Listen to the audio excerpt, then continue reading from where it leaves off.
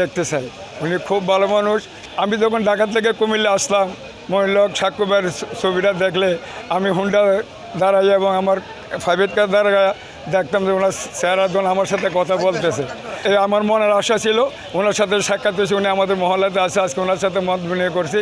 আমরা ভবিষ্যতে ওনার যে সততার কারণে আমরা সবাই মনে হলো সাক্ষ্য ভাইকে আমরা এমপি হিসেবে দেখতে চাই। খুব ভালো ভালো, কেমনে ভালো? খুব রবে ভালো, সব রবে ভালো।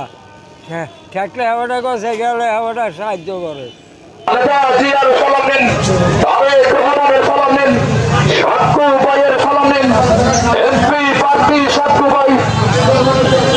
কুমিল্লাবাসী তাকে চাই।